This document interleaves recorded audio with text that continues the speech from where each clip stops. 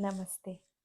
अक्सर डिलीवरी के दौरान औरतें अपना वेट बहुत गेन कर लेती हैं, मतलब उनका वज़न बहुत बढ़ जाता है। और जो टमी हमें बेबी अंदर होता है तब अच्छा लगता है, उसकी हम फ़ोटोज़ खींचते हैं।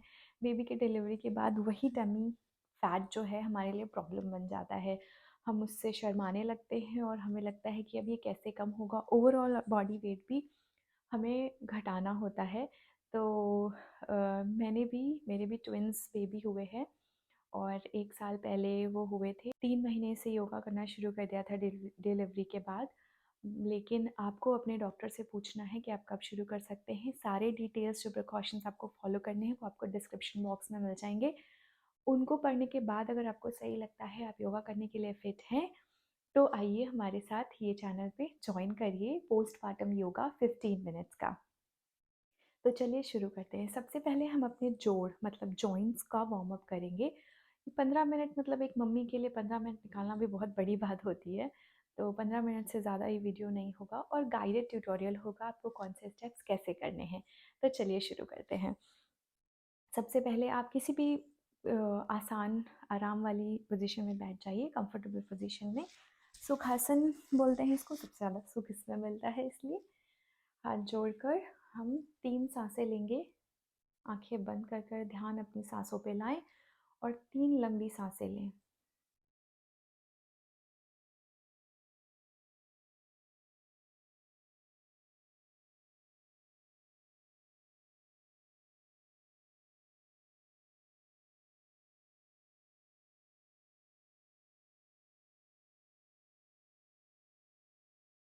धीरे से अपनी आंखें खोलें और आइए शुरू करते हैं वार्म अप। मैट में ऐसे सीधे सीधे बैठ जाएं। हम लोग पैरों से शुरू करते हैं। 3 से 4 बार ऐसे आपको पैर अपने आगे पीछे स्ट्रेच करने हैं। फिर हम दोनों पैरों को एक साथ घुमाएंगे क्लॉकवाइज 3 बार और 3 बार एंटी क्लॉकवाइज। उसके बाद आते हैं हम अपने जोड़ों पर, घुटनों पे, नी जॉइंट्स पे। इसका वार्म अप ऐसे करेंगे। मोड़ेंगे सीधा करेंगे 3 बार। फिर दूसरे पैर का मोड़ेंगे सीधा करेंगे, मोड़ेंगे सीधा करेंगे 3 बार दोनों पैरों से। उसके बाद आते हैं हम अपनी कमर पे, कमर मतलब हिप जॉइंट्स पे।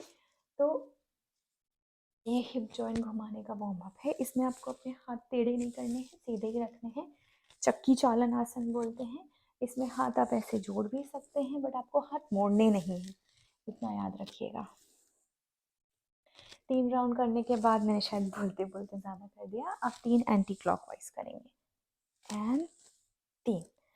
फिर आते हैं नेक्स्ट अपने कंधों पर, शोल्डर जॉइंट्स पर। शोल्डर जॉइंट्स में आप हाथ मोड़कर 3 बार क्लॉकवाइज, 3 बार एंटी क्लॉकवाइज घुमाएंगे। ओके, नेक्स्ट आते हैं हम अपनी रिस्ट पर।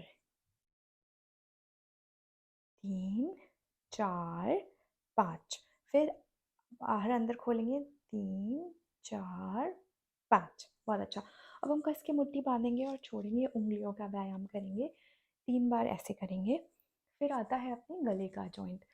तो गले के जॉइंट में पहले राइट और लेफ्ट ईयर को टच करेंगे अपने कंधे पर, दाएं कान को दाएं कंधे पर, बाएं कान को बाएं कंधे पर। फिर उसके बाद में आगे पीछे हाँ और फिर ना करेंगे। उसके बाद हम अपनी आंखों का व्यायाम करेंगे। तो एक उंगली ऐसे रखिए और उसके ऊपर यहाँ पे देखना है बिना अपना सर घुमाए। आपकी सिर्फ आंखें घूमेंगी, दाएं से बाएं, बाएं से दाएं। बहुत अच्छे। आज की वीडियो में हम सिर्फ सूर्य नमस्कार सीखेंगे और कैसे करते हैं इसको वो सीखेंगे। बहुत ही ज़रूरी आसन है योगा का। सूर्य नमस्कार में 12 आसन होते हैं और उसको हम एक पैर से फिर दूसरे पैर से भी वापस रिपीट करते हैं। तो चलिए मैट के सबसे ऊपरी वाली तरह हिस्से पे खड़े हो जाइए। हाथों को ऐसे जोड़ लीजिए। इनहेल करते हुए मतलब सांस अंदर भरते हुए हाथ ऊपर ले जाइए, ऊपर की तरफ देखिए। सांस बाहर छोड़ते हुए नीचे आइए और हिप जॉइंट से, ये जो हमारा जॉइंट है, इससे नीचे झुक जाइए, झुके रहिए। उसके बाद में इनहेल मतलब सांस अंदर भरते हुए अपना दायां पैर पीछे ले जाकर बायां घुटना मुड़ा रहेगा, हाथ ये पैर के बीच में रहेगा और पीछे का घुटना जमीन पे रख देना है। उसके बाद में दूसरा घुटना भी पीछे ले जाना है और ऐसे आपको स्टिक पोज में आ जाना है। उसके बाद में आपको अपने दोनों घुटनों को नीचे रखना है। फिर आपको अपना सीना और अपनी थोड़ी नीचे चिन और चेस्ट टच करना है। उसके बाद में सांस अंदर भरते हुए कोबरा पोजीशन में भुजंगासन में आ जाना है। भुजंगासन में आने के बाद सांस बाहर छोड़ते हुए पर्वतासन में आना है, माउंटेन पोज, जिसको हम अधोमुखा स्वानासन भी बोलते हैं अष्टांग योगा में। उसके बाद में हमने दायां पैर पीछे किया था, तो वापस से दायां पैर उठा के इस दाएं पैर को आगे रखना है और ऊपर देखते हुए सांस अंदर भरनी है। सांस बाहर छोड़ते हुए बाएं पैर को भी आगे लाना है और मुड़ जाना है। फिर सांस अंदर भरते हुए हाथ ऊपर और सांस बाहर छोड़ते हुए प्रणाम आसन या प्रणाम मुद्रा। वापस से हम रिपीट करेंगे दूसरे पैर में, सांस अंदर भरते हुए ऊपर देखेंगे, सांस बाहर छोड़ते हुए आगे मुड़ जाएंगे। फिर अपना बायां पैर इस बार पीछे लेकर जाएंगे और ऐसे बायां पैर पीछे ले जाके ऊपर देखेंगे। उसके बाद में दायां पैर भी पीछे स्टाफ पोज में प्लैंक पोज में आएंगे। उसके बाद में सांस अंदर भरते हुए हम घुटने नीचे करेंगे और सांस बाहर छोड़ते हुए अपना चिन एंड चेस्ट टच करेंगे। उसके बाद में धीरे से मैट पे स्लाइड करते हुए सांस अंदर भरते हुए कोबरा भुजंगासन। इसमें आप याद रखें कि आपका ये ऐसे टच नहीं होना चाहिए, कान से दूर रहने चाहिए आपके कंधे, फिर ही आपको सपोर्ट मिलेगा और बैक के लिए तो ये बहुत अच्छा है। उसके बाद में आप आएंगे पर्वतासन में, सांस बाहर छोड़ते हुए वापस से बायां पैर ऊपर उठाएंगे और बायां पैर आगे लेके जाएंगे अश्व संचालन आसन में। सांस अंदर भरते हुए सांस बाहर छोड़ते हुए हम वापस से ये पोज में आएंगे फॉरवर्ड फोल्ड में। सांस अंदर भरते हुए ऊपर देखेंगे और सांस बाहर छोड़ते हुए प्रणाम में। ये हुआ एक राउंड सूर्य नमस्कार का। आपको अपने टाइम पे 5 राउंड ऐसे करने हैं। अगर आपने इसके ही 5 राउंड कर लिए तो भी बहुत अच्छा होगा, आपका ओवरऑल बॉडी फैट लूज करने में और आपका बैक पेन में बहुत हेल्प करेगा। अब मैं 2 आसन और करूँगी जो बैक पेन के लिए बहुत अच्छे हैं, क्योंकि न्यू मदर्स जो होते हैं उनके बैक पे और कोर पे बहुत प्रेशर हुआ होता है डिलीवरी के टाइम, तो उनको बैक की एक्सरसाइज करनी बहुत ज़रूरी है, क्योंकि अक्सर सबको बैक पेन हो जाता है, लोअर बैक पेन। तो उसकी एक्सरसाइज करने के लिए हम पहले मर्जरी आसन में आ जाएंगे, जिसको टेबल टॉप पोजीशन कहते हैं, और हम कैट एंड काउ पोज करेंगे, जिसको फिर से मर्जरी आसन ही बोलते हैं। तो इसमें ध्यान रखिएगा आपका कंधा और आपकी जो रिस्ट है वो एक लाइन में रहेगी और आपका हिप जॉइंट और आपका नी एक लाइन में रहेगा। फिर सांस अंदर भरते हुए आर्च बनाएंगे अपनी कमर से, अपनी स्पाइन से, और सांस बाहर छोड़ते हुए अपनी नाभि को, अपनी नेवल को अंदर पेट में घुसाएंगे और अपना स्पाइन कर्व कर देंगे।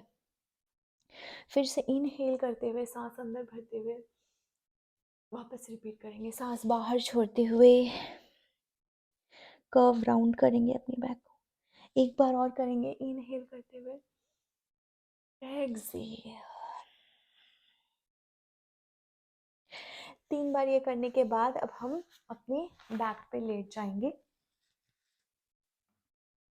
और हम यहाँ पे ब्रिज पोज करेंगे, मतलब सेतु बंदासन। ये बहुत ही फायदेमंद होता है हर एक औरत के लिए, बैक पेन में बहुत हेल्प करता है। अगर आपके पास कोई तकिया, कोई पिलो या कुछ भी है तो वो बीच में ऐसे लगा लें, उसको लगा, और ब्लॉक कुछ भी ऐसा है तो आप बीच में लगा सकते हैं। नहीं है तो भी ऐसा महसूस करें, ऐसा फील करें कि आपके दोनों पैरों के बीच में कुछ तो लगा हुआ है, तो फोर्स आप ऐसे लगाएंगे जैसे उसको आपको पकड़ के रखना है। उसके बाद में हाथ से अपनी एड़ी को टच करने की कोशिश करें, मतलब अपनी हील को टच करने की कोशिश करें। जब आपको मिल जाती है तो वो राइट पोजीशन है। इतना डिस्टेंस होना चाहिए आपके पैर और आपके बम्स के बीच में। फिर धीरे धीरे अपने कमर से बम्स को उठाएंगे, हिप्स को उठाएंगे, मेरा मतलब है ऊपर, और हाथ नीचे कर देंगे। Very good. सांस लेते रहें नॉर्मली, फिर नीचे जाएंगे। दूसरा, फिर से सांस ऊपर करेंगे, सॉरी, सांस अंदर भरते हुए अपने हिप्स को ऊपर करेंगे और सांस छोड़ते हुए नीचे। सांस अंदर भरते हुए ऊपर,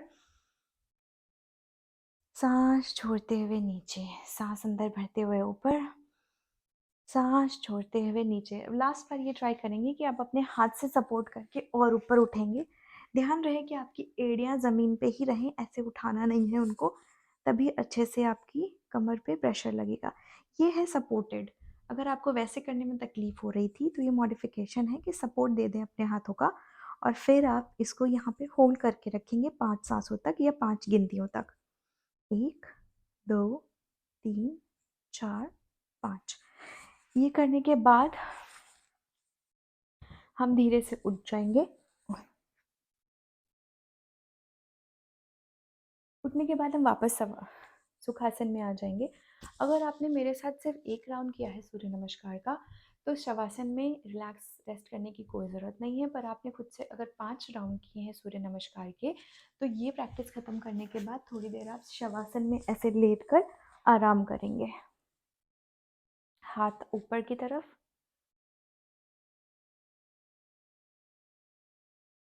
थोड़ी देर ध्यान अपनी सांसों पे देंगे और ऐसे लेटे रहेंगे। ये करने के बाद शवासन से बाहर आ जाएंगे। जब शवासन से बाहर आते हैं तो हम सुखासन में बैठते हैं। कोशिश करेंगे कि हमारी आंखें बंद ही रहें, या फिर आप खोल भी सकते हैं। आंखें बंद रहेंगी तो आपको ज़्यादा रिलैक्स फील होता है। सुखासन में बैठने के बाद हम छोटा सा 2 मिनट का प्राणायाम करेंगे।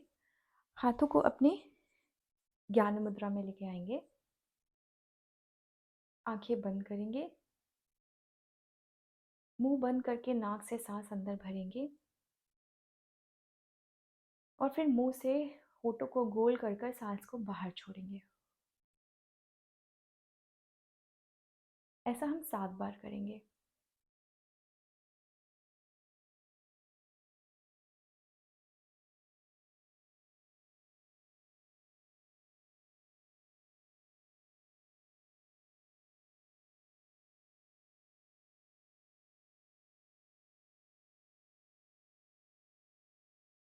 7 बार करने के बाद अपने हाथों को हम रब करके अपनी आंखों पे रखेंगे। फेस मसाज करेंगे। हाथ वापस से जोड़ेंगे। अब जिस भी डिवाइन सुप्रीम पावर को मानते हैं, भगवान को या किसी भी चीज़ पे जिस पे आप विश्वास करते हैं, जो आपको लगता है आपको राह दिखाती है ज़िंदगी में, उसको आप धन्यवाद बोलेंगे, वो हर चीज़ के लिए जो आपके पास अभी है। सबसे बड़ा धन्यवाद तो आप अपने बच्चे के लिए बोल सकते हैं, जो अच्छे से इस दुनिया में आ गया है और आप उसका इतने अच्छे से ध्यान रख रहे हैं। और फिर धीरे से मुस्कुराते हुए अपनी आंखें खोल दीजिए।